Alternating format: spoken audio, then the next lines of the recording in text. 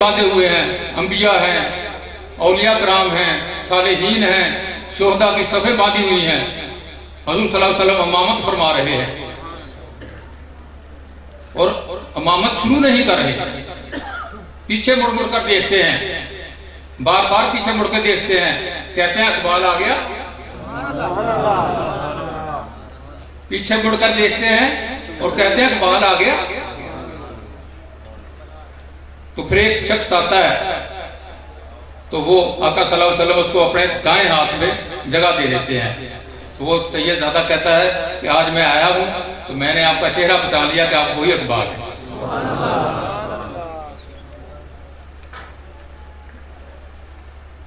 تو یہی علامہ اقبال کہتے ہیں کہ جب میں کلمہ پڑھتا ہوں، لا الہ الا اللہ کہتا ہوں تو میں کہاں جاتا ہوں. مجھے پتا ہے کہ جب مسلمان ہونا کتنا مشکل ہے اور کلمہ پڑھنے کے کیا، جب کلمہ بندہ پڑھتا ہے تو اس پر کیا فرائض لاگو ہو جاتے ہیں، اس پر کیا ذمہ داریاں عائد ہو جاتی ہیں.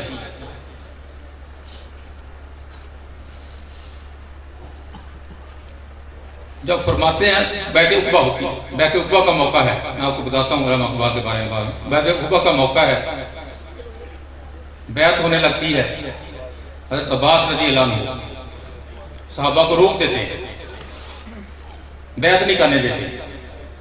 کہتے بیعت کرنے سے پہلے سوچ لو کہ بیعت کا مطلب کیا ہے. بیعت کا مطلب کیا ہے؟ اگر بیعت کرنے سے سوچو پہلے. بیعت کا مطلب ہے اپنے آپ کو سب کا سب لٹا دینا، اپنے بیوی بچوں کو لٹا دینا، اپنا مال لٹا دینا اور ساری دنیا سے جنگ کرنے کے لیے تیار ہو جانا. بیعت کا مطلب یہ ہے. بیعت کرنے سے پہلے سوچ لو. تو صحابہ کرام کہتے ہیں کہ ہمیں کیا ملے گا اگر ہم بیعت کرتے ہیں تو ہمیں کیا ملے گا؟ کہا جنت. کہا اگر تم بیعت کرتے ہو تو تمہیں جنت ملے گی. یہاں تک زہدوں کا معاملہ ہے، عاشقوں کا نہیں. جنت تک زہدوں کا معاملہ ہے، عاشقوں کا نہیں ہے. صحابہ کرام تو عاشق تھے، وہ تو عاشق تھے. اور عاشق میں ایک جرت ہوتی ہے، ایک طاقت ہوتی ہے، وہ بات کر سکتا ہے. تو صحابہ کرام نے حضور صلی اللہ علیہ وسلم سے کہا کہ یا رسول اللہ ہماری بھی گزارش سنیے، ہم بیعت کرتے ہیں لیکن ہم سے وعدہ کیجئے کہ آپ ہمیں چھوڑ کر نہیں جائیں گے. حضور نے فرمایا میں کبھی بھی نہیں چھوڑ کے جاؤں گا. تو حضور نے فرمایا جب کہا کبھی نہیں چھوڑ کے جاؤں گا، تو آج بھی دیکھ لیں اہل مدینہ کے ساتھ حضور صلی اللہ علیہ وسلم آج بھی موجود ہیں.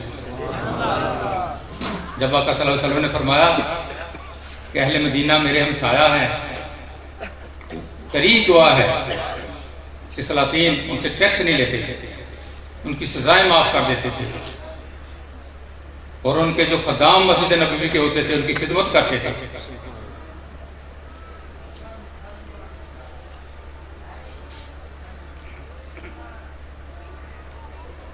تو جو ہے عاشقوں کا معاملہ ہے.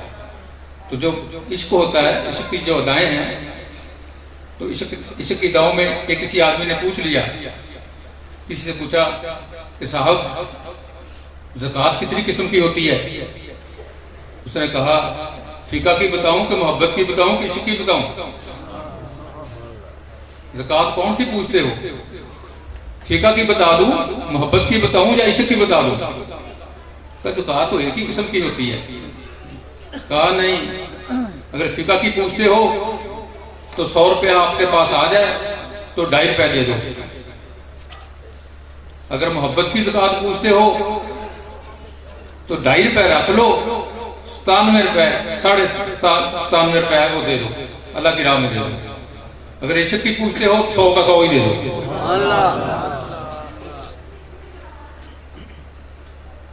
تو جیسے محبت ہوتی ہے، جیسے عشق ہوتا ہے، اس کو تحفے دیے جاتے ہیں. محبت والے کیا کرتے ہیں؟ اس کو تحفے دیتے ہیں. اگر آپ بھی ہم بھی آقا صلی اللہ علیہ وسلم سے محبت کرتے ہیں تو ہم سب کو بھی تحفے بھیجنے ہیں. درود شریف کے تحفے بھیجیں، اس وقت تک شعوری طور پر مت سوئیں جب تک آقا صلی اللہ علیہ وسلم کو درود شریف کا تحفہ نہ بھیج لیں۔ لیکن عاشقوں کا معاملہ کچھ اس میں بھی کچھ اور ہے۔ عاشق کیا کرتے ہیں؟ عاشق تو کہتے ہیں کہ اللہ جتنے بھی میرے گناہ ہیں وہ تو جانے، تیرا کام جانے، تیرا فرمان ہے کہ تو بندے کے گناہوں کو اس کے گمان کے مطابق ڈیل کرتا ہے۔ تو میرا گمان ہے کہ اللہ تعالیٰ میرے گناہوں سے تیری رحمت بہت بڑی ہے، تو ہماری بخشش کر دے گا۔ تو گناہوں کا معاملہ تو تیرے سپرد کرتا ہوں۔ جہاں تک میری نیکیاں ہیں، میرے درود شریف ہیں، میری نمازیں ہیں، میرے روزے ہیں، میرے حج ہیں، میری زکوٰۃ ہے، وہ تمام کی تمام تیری بارگاہ میں پیش کرتا ہوں۔ حضور صلی اللہ علیہ وسلم کو تحفہ پیش کر دے۔ اب نہ میرے پاس گناہ ہے، نہ میرے پاس نیکیاں ہیں، نہ مجھے کسی چیز کا تکبر ہے۔ بس جس طرح میرے آقا مجھے خوش رکھے اسی پر ہی راضی ہوں۔ بڑے بڑے ولیوں نے دعوے کیے، لیکن ایک جتنا دعویٰ علامہ اقبال نے کر دیا اتنا دعویٰ کسی نے نہیں کیا، نہ وہ کر سکتا ہی، نہ کوئی غوث کتب کوئی دعویٰ اتنا بڑا نہیں کر سکتا۔ وہ کیا کہتا ہے علامہ اقبال؟ علامہ اقبال کہتا ہے یا حبیبی یا سیدی یا رسول اللہ یا حبیب اللہ، اگر میں نے اپنے عشق میں، اپنے شاعری میں آپ کا عشق کو نمائندگی نہیں دی، اپنے کلام میں آپ کو نمائندگی نہیں دی، اپنے کلام سے میں نے آپ کی امت میں محبت کو بارا نہیں ہے، تو مجھے تباہ کر دیں، مجھے قیامت والے دن آپ اپنے دیدار سے محروم رکھ دیں۔ اتنا بڑا دعویٰ کوئی نہیں کر سکتا جتنا اس نے دعویٰ کر دیا۔ اس نے کہا مجھے تباہ کر دیں اگر میں نے اپنے کلام میں آپ کی نمائندگی نہیں کی تو۔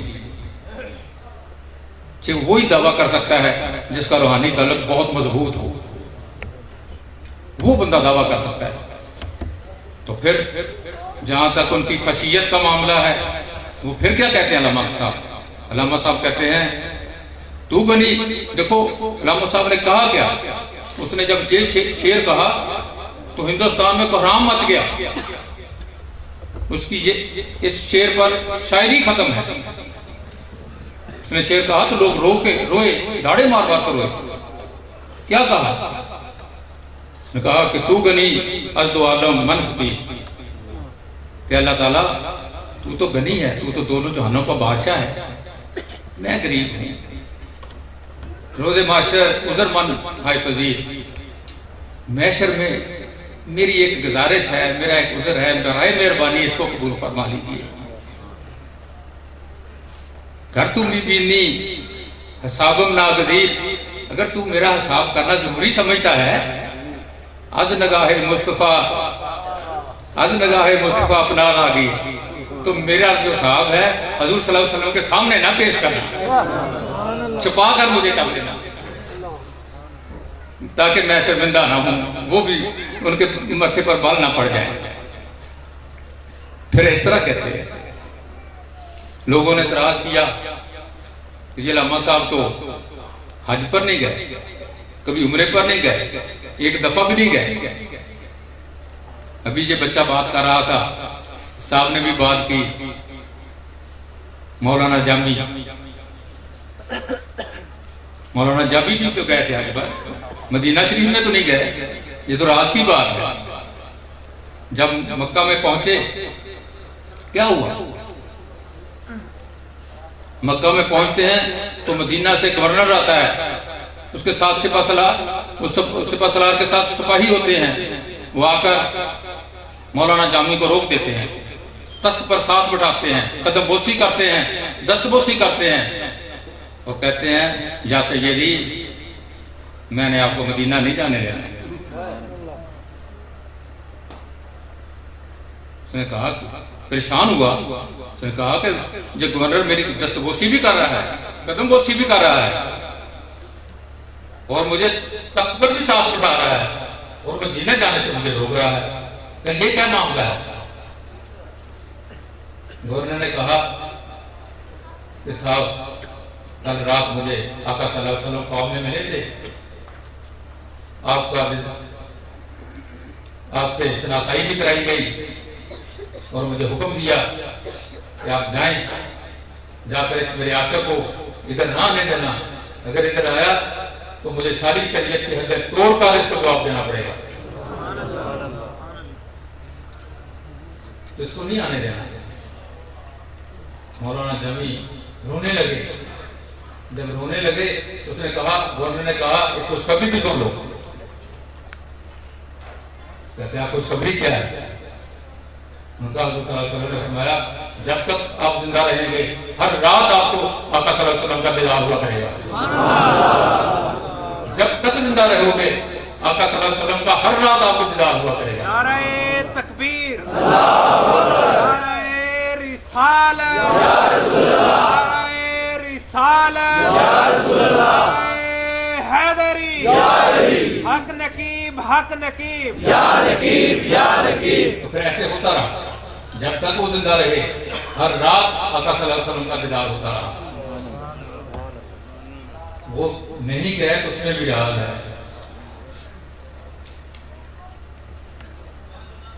ساتھیوں ہم نے کیا کرنا ہے؟ ہم نے اپنی محبت کا، ادب کا کیسے حق ادا کرنا ہے؟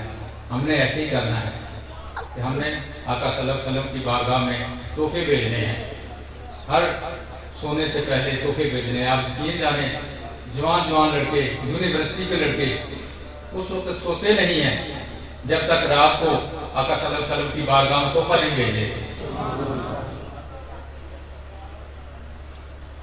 تو آقا سے محبت کا اظہار کریں، آج سے ہم وعدہ کر لیں کہ ہم نے بھی اس وقت تک سونا نہیں ہے جب تک ہم ان کی خدمت میں تحفہ نہ پیش کر لیں۔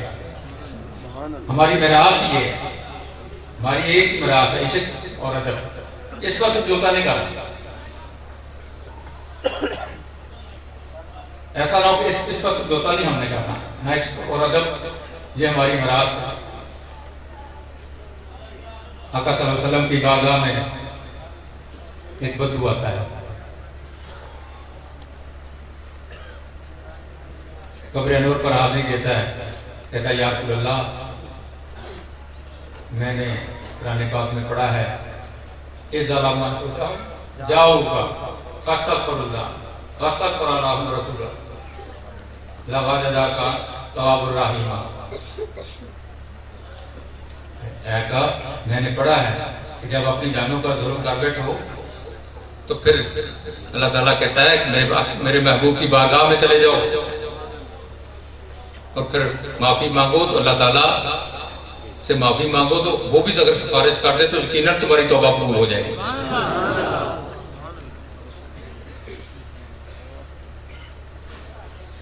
توبہ قبول ہوتی ہے۔ تو انہوں نے پھر وہاں کھڑے ہو کر بدو نے شعر پڑھے، وہ جو شعر پڑھے تھے اس نے، آپ جائیں مدینہ شریف میں، اللہ تعالیٰ کرے گا انشاءاللہ سب جائیں گے، تو وہ آج بھی جالیوں پر لکھے ہوئے، آج بھی وہ شعر جالیوں پر لکھے ہوئے، جو وہ کون تھے؟ امام بصیری رحمۃ اللہ علیہ، انہوں نے قصیدہ لکھا تھا، انہوں نے قصیدہ لکھا، بیمار تھے، فالج ہوا تھا، قصیدہ لکھتے ہیں، رات کو سوتے ہیں تو آقا صلی اللہ علیہ وسلم تشریف لے آتے ہیں، نہ کہ صرف دیدار ہوتا ہے بلکہ چادر بھی عطا ہو جاتی ہے۔ جب صبح اٹھتے ہیں تو چادر واقعہ تھا نا ان کے اوپر ہوتی ہے اور بیماری دور ہو جاتی ہے، کسی کو کچھ پتہ نہیں ہے رات کیا معاملہ ہوا۔ صبح اٹھتے ہیں، بازار میں جاتے ہیں، ایک کلندر ملتا ہے، کہتا ہے وہ بصیری نکالو وہ قصیدہ جو رات کو لکھا تھا، تمہارا جو قصیدہ ہے وہ آقا صلی اللہ علیہ وسلم کی بارگاہ میں قبول ہو گیا ہے۔ بچے جو عشق ہے، ادب ہے، اس پر سمجھوتا نہیں کرے، آقا صلی اللہ علیہ وسلم کی حرمت پر کوئی سمجھوتا نہ کرے۔ حرمت کی بات ہے. کون تھا؟ کیا تھا؟ غازی علم الدین شہید. غازی علم الدین شہید کیا تھا؟ غازی علم الدین شہید جو تھے وہ جا رہے تھے، خطبہ سنا، پتا چلا کہ لاجپاک جو گستاخ ہے اس نے کتاب لکھی ہے، حضور صلی اللہ علیہ وسلم گستاخی کی ہے، کنجر خریدا، جا کر ایک ہی بار میں اس کو غسل جہنم کر دیا، اور پوری زندگی قائد اعظم نے کوئی کیس مفت نہیں لڑا. ایک واحد یہ کیس ہے جو علم الدین شہید کا کیس مفت لڑا ہوا ہے. اور لوگوں نے کہا کہ جا کر ان کو کہیں کہ آپ کہہ دیں کہ جی بائی چانس وہ قتل ہو گیا ہے، میں نے ارادتاً قتل نہیں کیا. لوگ جاتے رہے. لوگوں نے علامہ اقبال کو بھی کہا کہ آپ بھی جائیں، آپ بھی جا کر کہیں. وہ کہا نہیں، میں نے نہیں جانا، جو ہوتا ہے ہونے دو. لوگوں نے دباؤ ڈالا کہ جائیں آپ. جب وہ گیا، علامہ اقبال بھی گئے، اس کو علم الدین شہید کو کہتے ہیں. کہا بھی کچھ نہیں، ابھی جا کر بیٹھے ہی ہیں. علم الدین شہید کیا کہتا ہے؟ کہتا آپ بھی. اس نے کیا آپ بھی آئے ہیں؟ تو علامہ اقبال دھاڑے مارتے روتا ہوا باہر آ گیا. اور آ کر اس نے کیا کہا؟ انہوں نے کہا وہ چھٹو یارو، لاہورا دا منڈا بازی لے گیا.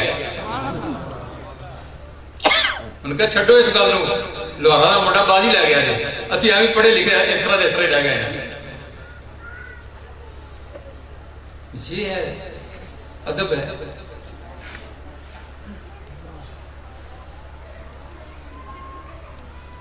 بیٹا آج ہم نے جو عہد کر لینا ہے، گوشہ درود کا افتتاح ہوا ہے. کوئی بچہ نہیں سوئے گا جب تک آقا صلی اللہ علیہ وسلم کی خدمت میں تحفہ نہ بھیجو. اور جب تحفہ بھیجتے ہیں تو میں نے جو کل صبح ادھر بات کی تھی، وہ سائل کو خالی نہیں لٹاتے. سائل کو خالی نہیں لٹاتے. آپ تحفہ بھیجیں، وہ آپ پر کرم کریں گے.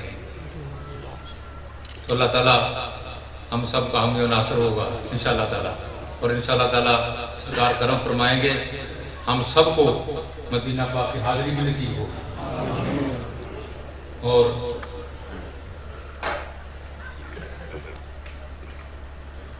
سب صحابہ نے زور لگایا ہے، کہتے رہے ہیں. اصغر بھی کہتا رہا، انہوں نے اسلام صاحب نے بھی کہا درود شریف پڑھے.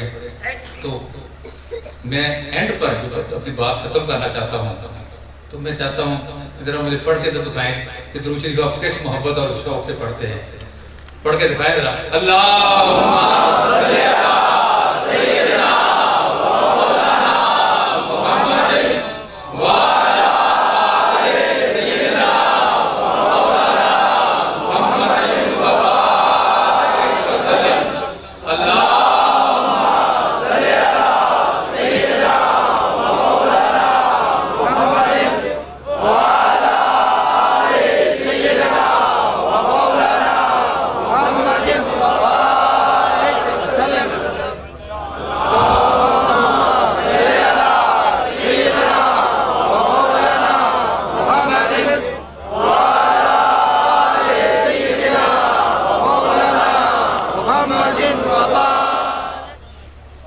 ایسا نہ ہو کہ اس پر سمجھوتا نہیں ہم نے کہا نہ اس اور ادب یہ ہماری مراز ہے.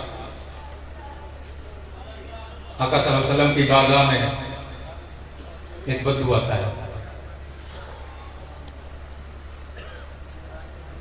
قبر انور پر حاضری دیتا ہے، کہتا ہے یا رسول اللہ میں نے قرآن پاک میں پڑھا ہے اس ظلامت جاؤ کا فاستغفر اللہ فاستغفر اللہ رسول اللہ لوجدا کا تواب الرحیم.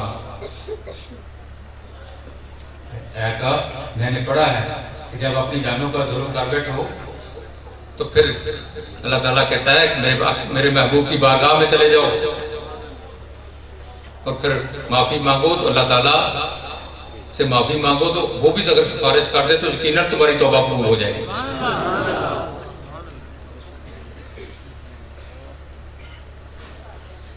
توبہ قبول ہوتی ہے. تو انہوں نے پھر وہاں کھڑے ہو کر بدو نے شعر پڑھے.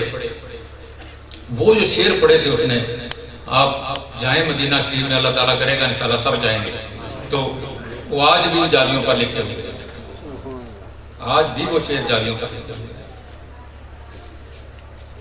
جو وہ کون سے امام بصیری، امام بصیری رحمۃ اللہ علیہ، انہوں نے قصیدہ لکھا تھا. انہوں نے قصیدہ لکھا، بیمار تھے، فالج ہوا تھا. قصیدہ لکھتے ہیں، رات کو سوتے ہیں تو آقا صلی اللہ علیہ وسلم تشریف لے آتے ہیں. نہ کہ صرف دیدار ہوتا ہے بلکہ چادر بھی عطا ہو جاتی ہے. جب صبح اٹھتے ہیں تو چادر واقعتاً ان کے اوپر ہوتی ہے اور بیماری دور ہو جاتی ہے. کسی کو کچھ پتہ نہیں ہے رات کیا معاملہ ہوا. صبح اٹھتے ہیں، بازار میں جاتے ہیں، ایک کلندر ملتا ہے، کہتا ہے وہ بصیری نکالو وہ قصیدہ جو رات کو لکھا تھا. تمہارا جو قصیدہ ہے وہ آقا صلی اللہ علیہ وسلم کی بارگاہ میں قبول ہو گیا ہے. بچے جو عشق ہے، ادب ہے، اس پر سمجھوتا نہیں کرے. آقا صلی اللہ علیہ وسلم کی حرمت پر کوئی سمجھوتا نہ کرے. حرمت کی بات ہے. کون تھا؟ کیا تھا؟ غازی علم الدین شہید. غازی علم الدین شہید کیا تھا؟ غازی علم الدین شہید جو تھے وہ جا رہے تھے، خطبہ سنا، پتا چلا کہ لاجپال جو گستاخ ہے اس نے کتاب لکھی ہے، حضور صلی اللہ علیہ وسلم گستاخی کی ہے. کنجر خریدا